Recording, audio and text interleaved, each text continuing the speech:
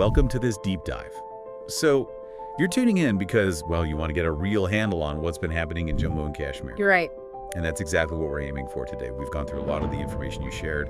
Focus on, well, two main things. First, there's this series of major terror attacks on Indian military bases, mostly between 2016 and 2023. Yep. And second, there's the deeply tragic story of the Kashmiri Pandits and their displacement. That goes way back, especially to 1990, but it has ripples even today. Okay, let's dive into those major attacks first.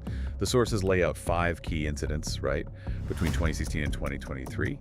We've got Pulwama in 2019, Uri and Pathankot both in 2016, Nagrota also 2016, and then Poonch more recently, April 2023. Looking at them together, what really jumps out? Well, the pattern seems pretty clear. The focus is consistently on security forces and often near the line of control, the effective border there. Right. Take Pulwama, February 2019. That was a suicide bombing. Jaish-e-Mohammed, which the sources flag as a Pakistan-based group targeting Kashmir, drove a vehicle packed with explosives into a paramilitary convoy. And the casualties were staggering. Devastating. 40 soldiers killed. It was a huge shock. And that particular event, Pulwama, it feels like a real turning point in the sources, doesn't it? It does. It's presented as leading directly to India's Balakot airstrikes, actually striking inside Pakistan.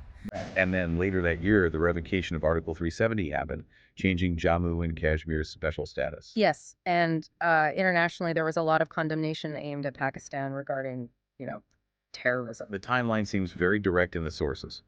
Attack, then reaction. Precisely. And you see a similar thing with the Uri attack back in September 2016. Militants hit an army base near the Law Sea, killed 19 soldiers, and there were surgical strikes. Exactly. Just days later, India launched those surgical strikes across the line of control. Yeah, the sources really stressed that Uri was one of the deadliest attacks on the army in, well, quite some time. And those strikes, targeting the launch pads, that felt like a big shift. Definitely. The first time India publicly said, yes, we conducted a military operation across the launch, it sent a message. A very strong message. Signaled a new, maybe more assertive stance against cross-border attacks.